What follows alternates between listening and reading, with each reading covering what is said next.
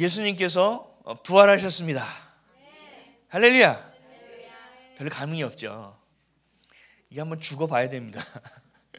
죽어서 이게 부활을 해봐야 이게 부활이 뭔지 아는데, 참 우리 인간이란 존재가 잘 모릅니다. 영원하신 하나님, 근데 영원을 경험해보지 않으니 그게 와닿지 않습니다. 천지를 창조하신 하나님, 그냥 늘 있던 것 같아서 별로 와닿지가 않습니다. 그래서 우리의 눈이 열려야 합니다. 우리의 귀가 열려야 되고 우리의 마음이 열려서 정말 하나님이 그 주신 것이 무엇인지를 볼 수 있어요. 그렇게 되면 여러분 지나갈 때 꽃 하나 풀 하나 보고 그냥 못 지나갑니다. 와, 하나님 어떻게 저거를, 하나님 어떻게 저런 색깔을, 지금 벚꽃이 거기다 떨어졌죠. 아쉽지 않으세요? 아쉽죠. 근데 꽃은 떨어져야 되는 거 아시죠? 꽃은 반드시 떨어져야 됩니다. 그래야 열매를 맺을 수 있죠. 그러니까 우리는 아쉬운 것이 아니라 저렇게 찬란한 것이 떨어져야 되는구나, 아름답게도 떨어지네, 그리고 우리는 다시 열매를 맺을 수 있는 상황, 우리는 그런 삶이 돼야 되는구나 라는 것을 자꾸 기억해야 되는 거죠. 예수님의 부활하심은 사실 날마다 이야기하고 날마다 내 삶 가운데서 회자되어야 되고 묵상되어져야 합니다. 왜냐하면 하나님은 그렇게 말씀하셨기 때문입니다. 부활주의에만 부활을 경험하고 생각하는 것이 아니라 날마다 부활을 경험해야 한다. 오늘은 그래서 이 부활의 의미를 좀 더 깊이 마음에 품어놓은 시간을 가지려고 합니다. 제가 먼저 질문을 하겠습니다. 예수님은 왜 나를 위해 죽으시고 부활하신 걸까? 부활이 지금 살아가는 내 삶과 무슨 연관이 있는가? 성경의 말씀들은 지금을 살아가는 나에게 필요한 것입니다.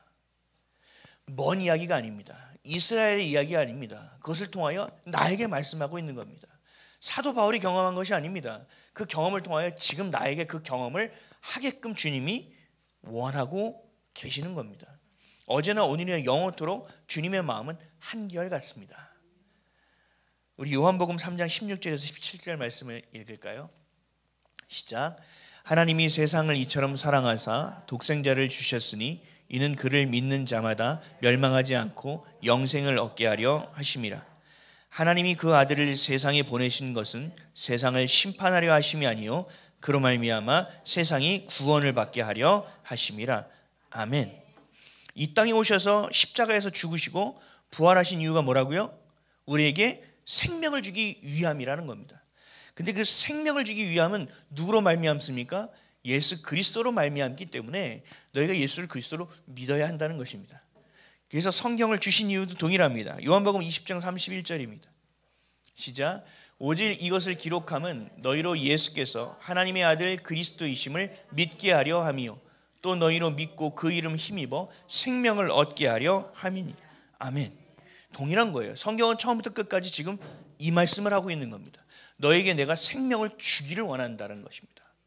그 예수 그리스도를 믿어야 너에게 생명이 주어질 수 있다라는 얘기를 끊임없이 하고 계십니다. 그렇지 않으면 너에게 심판이 있을 것이다. 그래서 모든 역사는 예수를 믿는 자들과 믿지 않는 자들로 구분되어지는 겁니다. 교회와 세상으로 구분되어지는 것입니다. 결국 이 얘기를 하고 계시는 이유는 뭐냐? 지금 너희들이 보고 듣고 살아가는 지금 이 땅에 있는 모든 것이 전부가 아니라는 얘기입니다. 영원한 것이 있다는 것입니다. 그래서 너희가 눈에 보이는 것, 지금 즐기고 살아가는 것, 아니면 지금 맞닥뜨려서 어렵다고 여기는 것, 너희가 생각할 때 중요하다고 여기는 것, 이것보다 더 이 너머에 이 영원한 생명이 있고 그것이 너희에게 정말로 더 중요한 것이다라는 이야기를 끊임없이 말씀하고 있는 것입니다. 영원한 생명을 얻게 하는 것, 그 생명은 그리스도의 부활로 인한 것이기 때문에 우리에게 하나님은 믿음을 주시고자 하는 것입니다. 그리스도의 부활을 믿음으로 취할 수 있는 방법밖에 없는 것입니다. 그러기 위해서는 하나밖에 없습니다. 예수 죽음이 내 죽음이 되어야 됩니다. 그래야 예수 부활이 내 부활이 됩니다. 근데 많은 사람들은 부활만 하려고 합니다.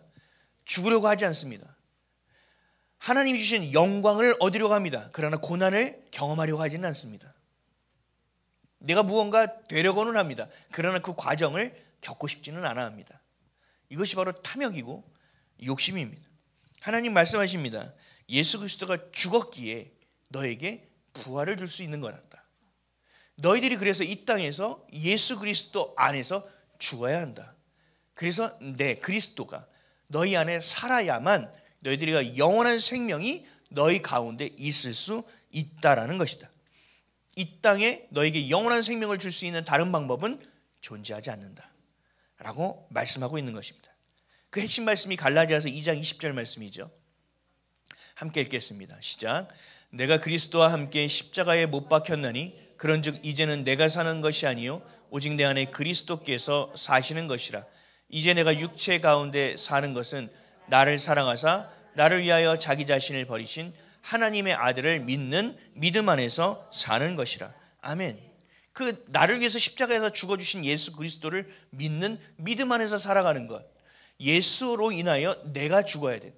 원래 내가 죽어야 되는 것을 예수 그리스도가 대신 죽어주셨기에 나 또한 그 십자가 안에서 죽어야 한다는 것. 그래야 다시 삶을 경험할 수 있다는 것. 예전에 나는 죽어야 새 것이 될 수 있다는 얘기를 성경은 끊임없이 하고 있습니다. 죄에서 벗어나는 것, 그리하여 새 것이 되는 것. 이것을 성경은 거듭남이라고 말씀하고 있습니다.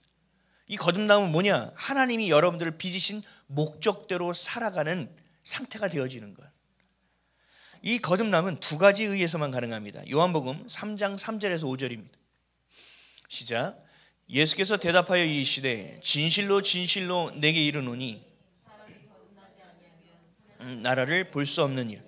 니고데모가 이르되 사람이 늙으면 어떻게 날 수 있사옵나이까? 두 번째 모태에 들어갔다가 날 수 있사옵나이까? 예수께서 대답하시되 진실로 진실로 내게 이르노니 사람이 물과 성령으로 나지 아니하면 하나님의 나라에 들어갈 수 없느니라. 아멘. 여기서 물은 뭘 의미한다고 그랬죠? 하나님의 말씀. 성령은요 우리 안에 임재하심.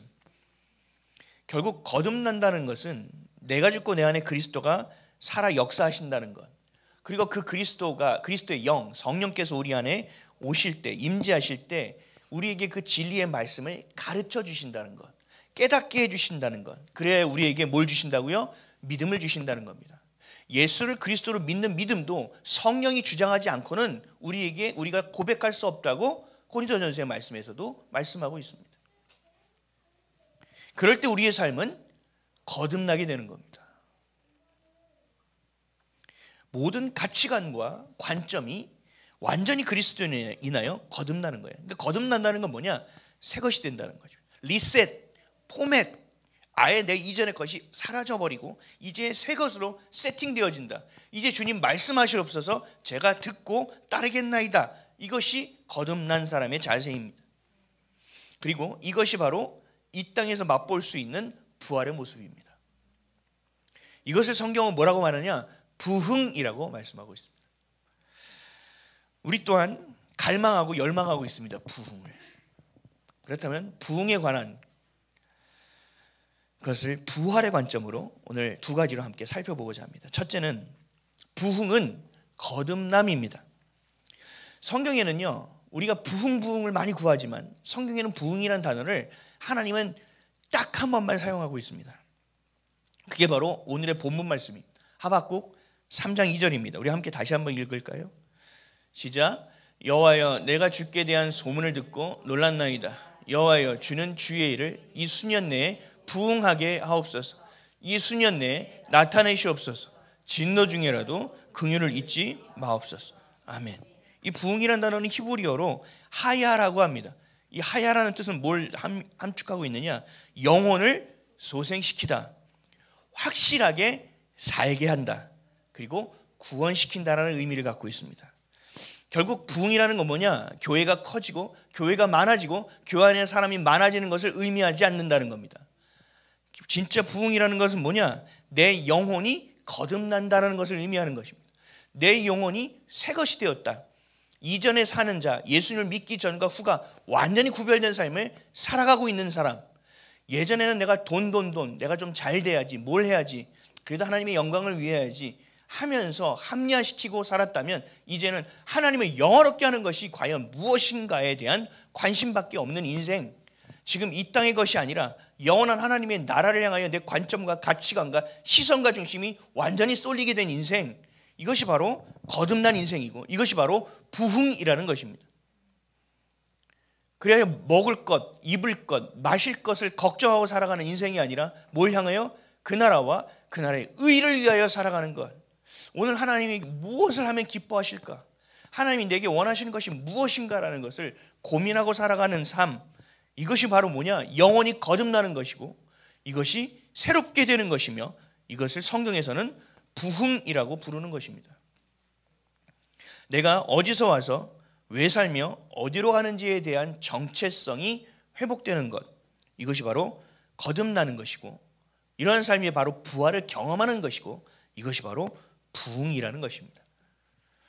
하나님 앞에서 제멋대로 살아온 내 모습을 회개하는 것, 그리고 거룩한 삶을 살아내는 것, 이것이 거듭난 것, 이것이 바로 부흥, 이것이 부활을 맛보는 것이라는 겁니다. 아멘이십니까? 부흥이 있어야 되겠죠. 여러분 가운데 하나님이 주시는 부흥이 있기를 주님의 이름으로 축복합니다. 그러면 이런 부흥은 어떻게 얻을 수 있느냐? 이 부흥을 얻기 위해서 많은 사람들이, 많은 교회에서 뭐합니까? 부흥회를 엽니다. 부흥회. 그래서 강사들을 청빙하고 초청해서 기도를 열심히 하며 우리에게 부흥을 달라고 기도합니다.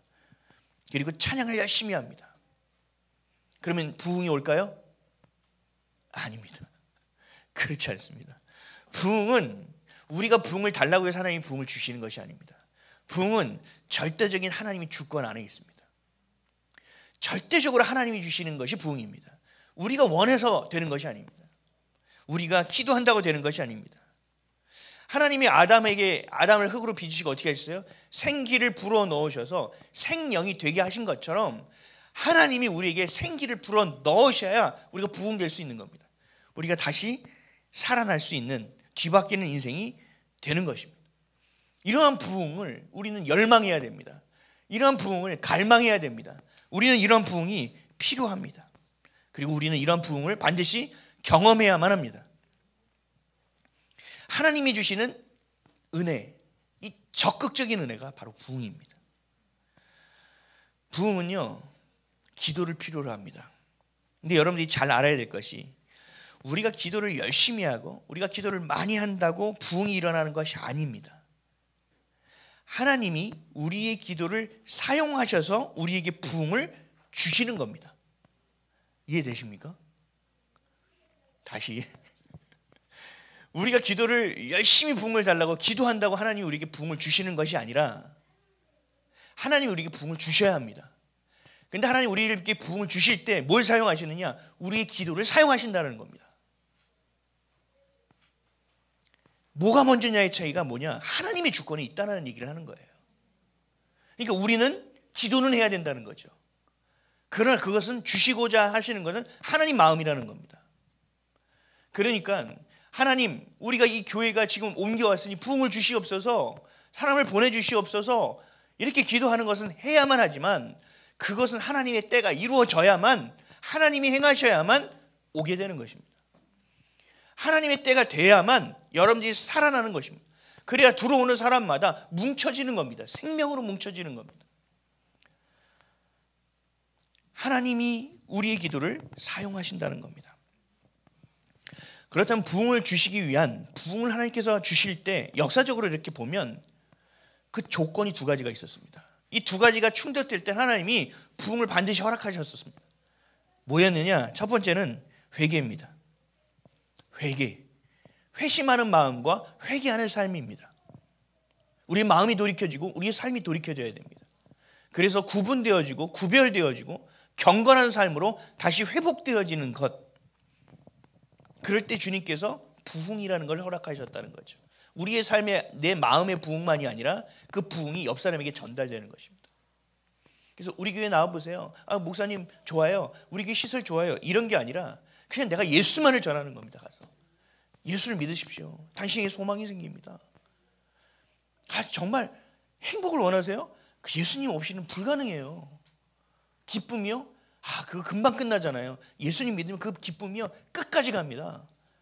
내가 확신에 차서 그 말씀을 전하게 되는 거예요. 여러분, 이게 전도입니다. 그냥 가서 우리가 뭐 훈련을 받고 무슨 훈련을 받고 나아가서 스텝 1, 2, 3 이렇게 해서 되는 것이 아닙니다.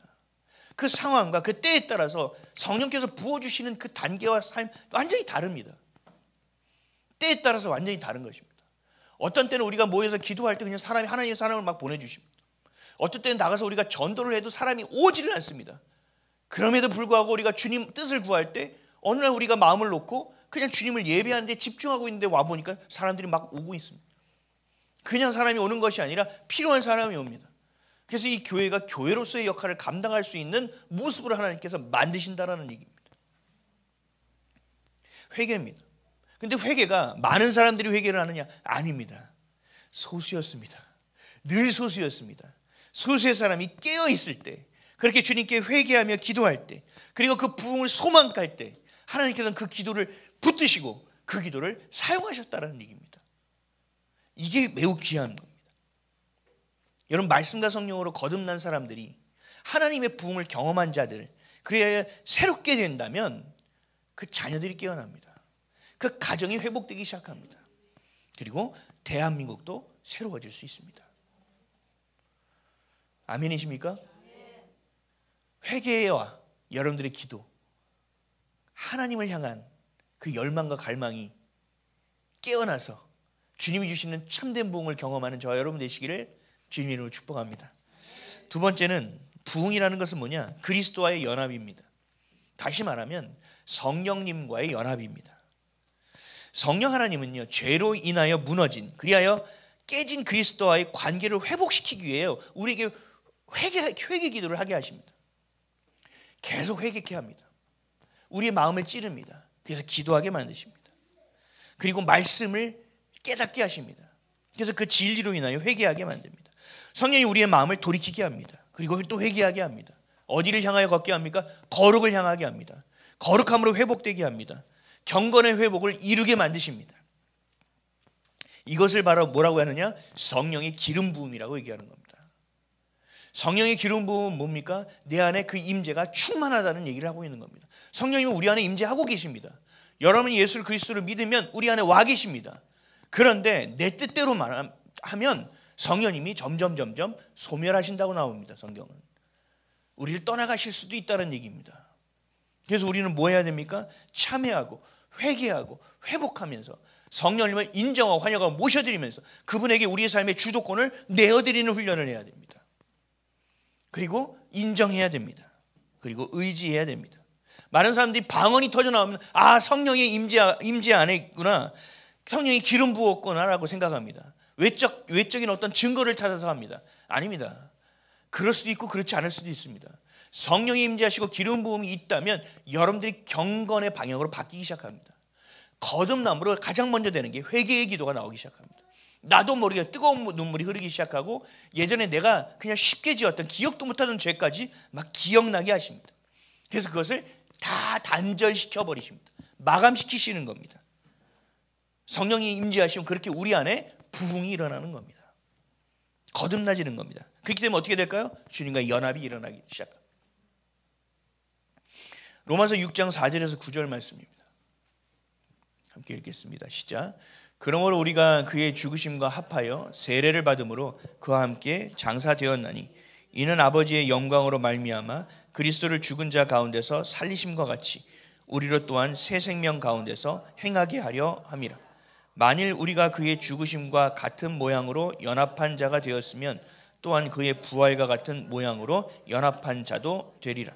우리가 알거니와 우리의 옛사람이 예수와 함께 십자가에 못 박힌 것은 죄의 몸이 죽어 다시는 우리가 죄에게 종노릇하지 아니하려 함이니 이는 죽은 자가 죄에서 벗어나 의롭다 하심을 얻었음이라. 만일 우리가 그리스도와 함께 죽었으면 또한 그와 함께 살 줄을 믿노니 이는 그리스도께서 죽은 자 가운데서 살아나셨음에 다시 죽지 아니하시고 사망이 다시 그를 주장하지 못할 줄을 알미로다. 아멘. 성령이 우리 안에 오시면 우리의 삶은 어떻게 바뀝니까? 예수 죽음이 내 죽음이 되고 예수의 부활이 내 부활이 되어 옛사람이 죽고 새것이 되어 이제는 더 이상 옛습관을 따라가지 아니하고 죄에 매이고 눌리고 묶인 인생을 살지 않고 이제는 성령의 음성에 따라 살아가는 하나님의 뜻만을 구하고 하나님이 원하시는 것을 향하여 걷기를 간절히 원하는 부르심의 삶으로 향하여 나아가게 된다. 그러니까 어떻게 돼요? 죄가 더 이상 나를 주장할 수 없게 된다 라고 말씀하고 있는 겁니다. 그럼 이게 바로 부활을 경험하는 것이고, 이게 바로 부흥한 자, 이것이 바로 성령의 임재한 연합된 자의 삶의 모습이라는 겁니다. 그런데도 오늘 제가 죄에서 어제 넘어졌고요, 어제도 넘어졌고요, 오늘도 넘어졌는데요. 맞아요, 그럴 수 있어요. 근데 우리의 태도예요, 우리 자세예요. 말씀은 뭐라고 하셨어요? 또 넘어질 수 있다라고 말씀하셨어요. 그러나 뭐라고 말씀하셨어요? 주님 안에 있으면 그 죄가 끊어진다고 얘기했지 않았습니까? 그럼 주님께 구하는 겁니다. 주님 끊어주신다면서요. 끊어주십시오. 끊어주십시오 하고 기도하고 말씀을 보다 보니 성령께서 나에게 깨닫게 하시는 겁니다. 아, 내가 주님을 사랑하지 않아서 그런 것이구나. 율법을 지킬 수는 없는 존재구나 나는. 그럼 주님, 제게 주님의 사랑을 부어주십시오. 내가 주님을 마음껏 사랑할 수 있게 도와주셔서 죄에 매이고 묶이는 인생을 살지 않게 도와주십시오. 그렇게 기도해요. 근데 이게 또 안 돼요.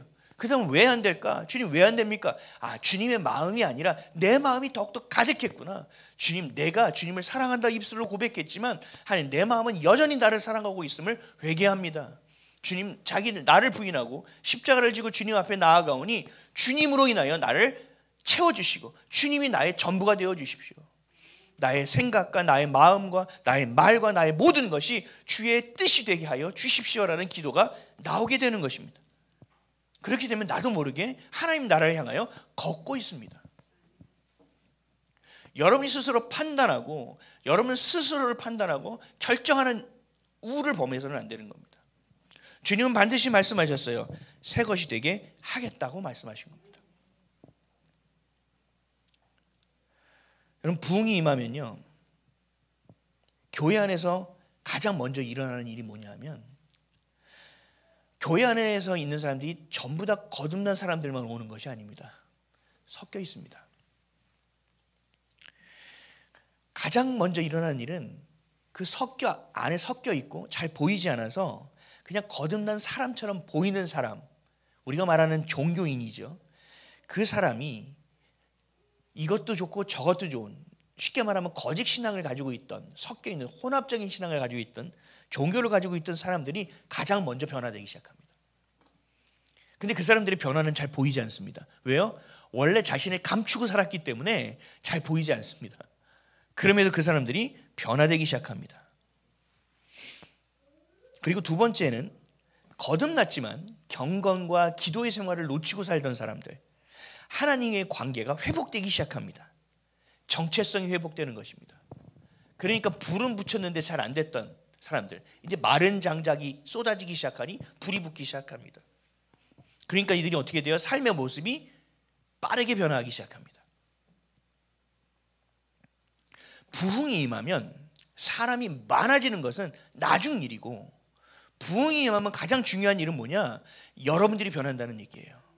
저와 여러분이 바뀐다는 얘기예요.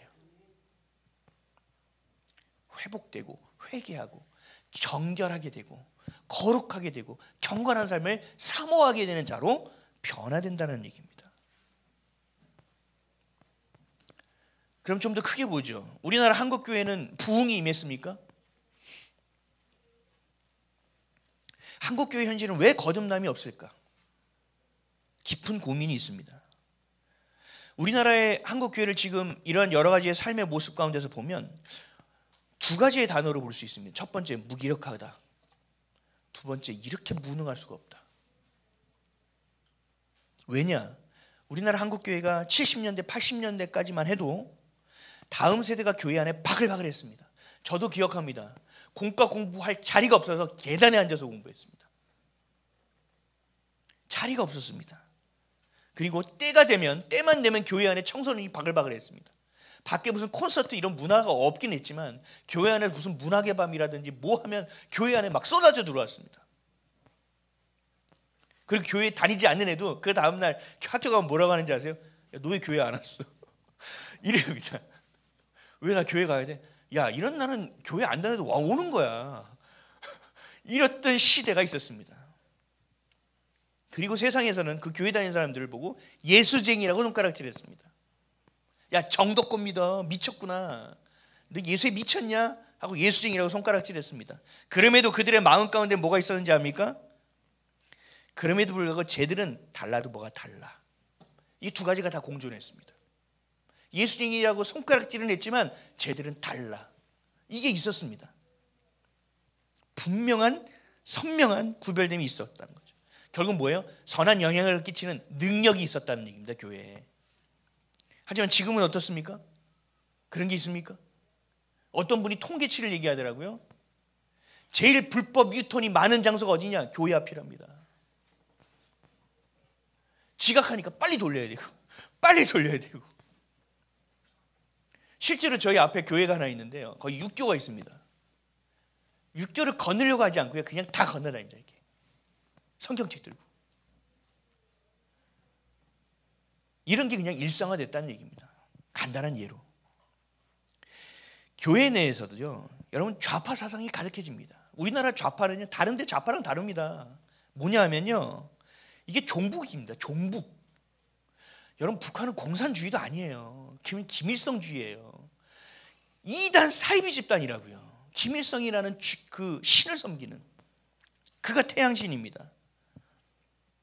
그것들을 따르고 추종하는 사람들이 많아졌습니다. 소위 목사라고 하는 사람들이, 신학자라고 하는 사람들이 하나님의 말씀 그 진리를 변개합니다. 하나님의 말씀을 왜곡시킵니다. 이거 세상에 인본주의를 갖다가 막 섞습니다. 좋은 게 좋은 것처럼 보이게 만듭니다. 그래서 이번에 이렇게 얘기합니다. 교회는 좌도 아니고 우도 아닙니다. 보수도 아니고 진보도 아닙니다. 우리는 예수의 길을 가야 됩니다. 너무 좋은 말이죠. 저도 그런 말을 했었던 적이 있어요. 우리 성경주의라고. 근데요, 저랑 얘기 4명이 달라요. 그들은 얘기하는 것이, 그 얘기를 한 목사님을 제가 따라가 봤어요. 그 교회를 찾아가 봤어요. 인터넷으로 찾아서. 인본주의자입니다. 인본주의자. 여러분, 이것이 WCCWEA입니다. 영적으로 분별하지 못하는 목사들이 수북합니다. 이번에 제가 더 놀란 건 탄핵에 찬성하는 목사들 70%입니다. 70%. 여러분, 이렇게 영적으로 분별하지 못하는 사람들이 영적 지도자를 서 있습니다. 이 사람들은요, 그럼 자기 혼자 지옥 가면 되지. 수많은 성도들을 데리고 지옥에 앞장서 가지고 아주 길을 인도하고 앉아 있습니다. 여러분, 교회는 거룩함을 잃어버리고 있는 것입니다. 빛을 비춰내지 못하고 있는 것입니다. 교회는 영향력을 상실하고 있습니다. 소금이 그 맛을 잃으면 어떻게 한다고 되어 있습니까? 바닥에 버려져 발에 치이고 또 밟힌다고 되어 있지 않습니까? 지금 우리나라의 한국 교회가 그런 것입니다. 소금의 맛을 잃어버렸습니다. 능력이 없습니다. 무기력합니다. 무능합니다. 왜 그런지 말씀드릴까요? 회개하지 않기 때문입니다. 교회 안에 회개하지 않은 목사가 수두룩합니다. 거듭나지 않은 성도들이 너무 많습니다. 다 섞여 있습니다. 거듭남이 없다는 것입니다. 저는 교회 숫자가 더 줄어야 된다고 봅니다. 성도들이 더 빠져나가야 됩니다. 좀 아닌 사람들은 좀 빨리 갔으면 좋겠습니다. 너무 섞여서 더 무기력하게 되어 있습니다. 더 무능합니다. 무언가 어떤 일을 하지를 못합니다. 이런 부흥은요, 반드시 회개와 함께 일어나게 되어 있습니다. 회개는 뭐에 근거합니까? 하나님의 말씀에 근거합니다.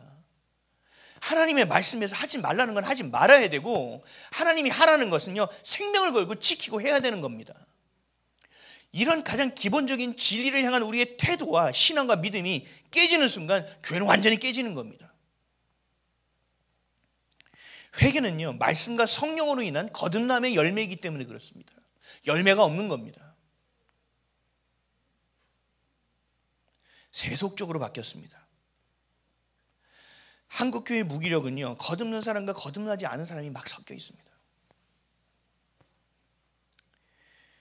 아무리 훈련시키고 또 가르쳐도 거듭나지 않은 사람들은 바뀌지 않습니다. 변화되지 않습니다. 하나님을 사랑하고 하나님을 예배하는 것에 관심이 별로 없습니다. 하기는 하지요. 자기 스스로는 중요하다고 여깁니다. 그러나 내 가정, 내 직장, 내 것에만 관심이 많습니다. 거듭났지만 이 또한 세속적인 사람입니다.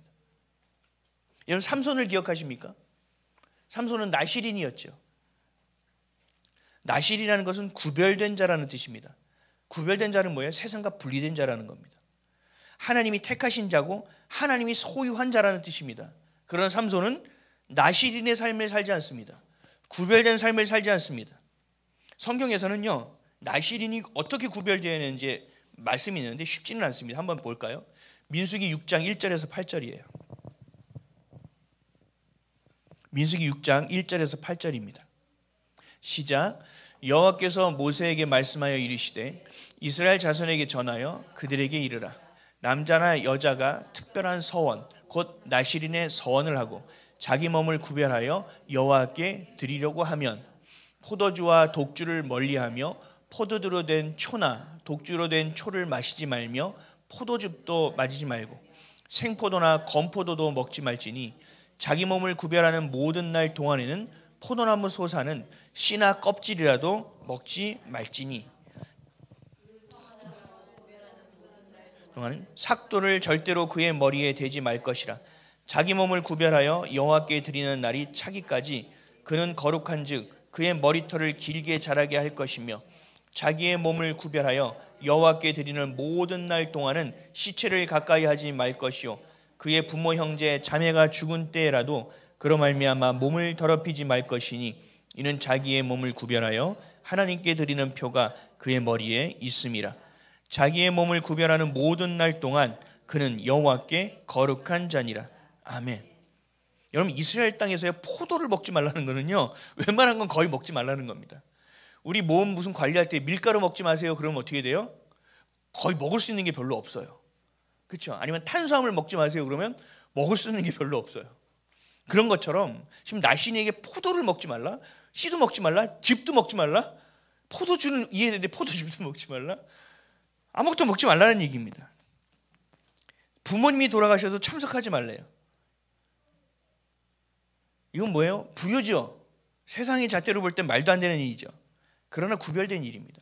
주님 말씀하신 건 뭐냐면 구별되어 깨어있으라는 얘기입니다. 집중하고 있으라는 겁니다. 세상 것만 따라가고 내가 원하는 것만 가지고 살아가니 구별될 수 없고 구별되지 못하니 능력이 없다는 겁니다. 그러니까 삼손은 능력을 주셨지만 그 능력을 잃어버리게 되는 겁니다. 그러니 무기력하고 무능력하게 되는 거죠. 나중에 삼손이 마지막에 회개하지요. 그리고 마지막 하나님이 주신 능력으로 하나님이 그들을 심판하는데 주님께 쓰임받는 자로 변화되기는 합니다. 여러분, 우리가 회개하지 않으면, 거듭나지 않으면 능력이 없습니다. 이것이 우리가 살아가는 지금의 시대입니다. 이 시대를 성경은 또 이렇게 말합니다. 디모데후서 3장 1절에서 5절입니다. 시작. 너는 이것을 알라. 말세에 고통하는 때가 이르러 사람들이 자기를 사랑하며 돈을 사랑하며 자랑하며 교만하며 비방하며 부모를 거역하며 감사하지 아니하며 거룩하지 아니하며 무정하며 원통함을 풀지 아니하며 모함하며 절제하지 못하며 사나우며 선한 것을 좋아하지 아니하며 배신하며 조급하며 자만하며 쾌락을 사랑하기를 하나님 사랑하는 것보다 더하며 경건의 모양은 있으나 경건의 능력을 부인하니 이 같은 자들에게서 내가 돌아서라. 아멘. 경건의 모양은 있으나 경건의 능력을 부인하니 교회는 와 있으나 거듭나지 않 예배는 드리나 내 것이 우선인 자. 이런 자는 경건의 모양은 있지만 능력을 부인하는 자입니다. 이런 사람에게 뭐라고 합니까? 설득하라고 얘기합니까? 말씀이 어디 있다고 가르쳐 주라고 합니까? 아니요, 돌아서라고 말합니다. 여러분, 성경은 매우 무섭습니다. 하나님 매우 두려운 분입니다. 하나님이 일부러 심판하실 때도 있습니다. 속가내시려고요. 속가낸다는 건 뭐예요? 죽어야 될 자를 빨리 없애버리겠다는 얘기 아닙니까? 여러분, 거듭남과 정체성을 잃어버리고 말씀과 성령으로 거듭나지 못하고 내 뜻대로 살아가는 자들의 최후는 바로 이겁니다. 제멋대로 살아가는 겁니다. 여러분, 마지막 때는요, 이런 일이 아주 허다하게 일어납니다. 근데요, 이 말씀을 여러분들 잘 묵상해 보세요. 지금 여러분이 살고 있는 지금 이 시대에는요, 하나하나 다 이루어지고 있습니다. 여러분은 하나님의 자녀예요. 교회입니다. 아멘이십니까? 여러분 경건한 자들입니다. 회개와 거룩한 삶으로 경건한 능력으로 살아가야 되는 존재임을 잊지 마시기 바랍니다. 그리스도와 연합한 자가 되어 성령과 연합한 자가 되어 경건의 삶을 회복하는 저와 여러분 되시기를 주님의 이름으로 축복합니다. 여러분, 이 땅에서 내가 죽고 내 안에 그리스도가 사시는 것, 내 안에 오신 성령님께 모든 것을 항복하고 내 삶의 주도권을 내어드리는 것, 말씀만이 진리임을 믿고 내 생각과 내 논리와 내 경험과 내 지식을 내려놓고 살아가는 것, 그리고 주님의 말씀만을 진리로 여기는 것이 바로 거듭난 인생입니다. 하나님의 자녀로서의 모습으로 변화, 그리고 하나님 나라의 상속자로서의 정체성의 변화가 바로 거듭남입니다.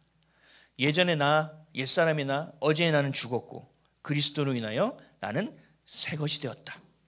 이것이 바로 이 땅에서 맛볼 수 있는 부활이기도 합니다. 그리고 이것이 바로 내 영혼을 소생시키는 부흥인 것입니다. 우리 사랑하는 성도 여러분, 말씀과 성령으로 거듭나시기를 축복합니다. 여러분이 보고 듣고 말하는 것이 완전히 하나님의 것이 되기를, 나실인처럼 구별되시기를 축복합니다. 옛 습관을 버리고 새 것이 되시기를 축복합니다. 여러분을 내려놓고 십자가를 붙드시기를 축복합니다.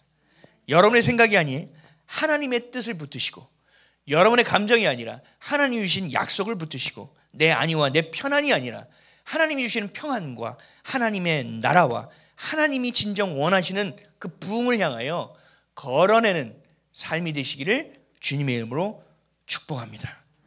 그럴 때 여러분은 영향력을 끼치게 될 것입니다. 이 교회 또한 이 땅에 하나님이 보내신, 이 자리에 보내신 것을 통하여 영적인 등대의 역할을 감당하게 될 것이고, 여러분 또한 하나님이 주신 보내심의 이유와 목적을 깨달아 그렇게 빛나는 인생이 될 것이며, 여러분이 간 그 길을 따라 여러분의 자녀가 걸어 나올 것입니다. 부흥은 또 다른 부흥을 낳게 되어 있습니다. 회개는 또 다른 회개를 낳게 되어 있습니다. 거듭남은 또 다른 거듭남을 낳게 되어 있습니다. 경건의 모양은 있으나 경건의 능력을 부인하는 자가 아니라 경건의 모양과 함께 경건의 능력을 통하여 선한 영향력을 끼쳐내고 주님께서 사용하기 편한 종들이 되시기를, 주님이 우리와 늘 함께 하시는 것을 기뻐하시는 여러분들 하나님의 자녀가 되시기를, 부흥을 경험하며 날마다 부활하는 저와 여러분 되시기를 예수 그리스도의 이름으로 축복합니다.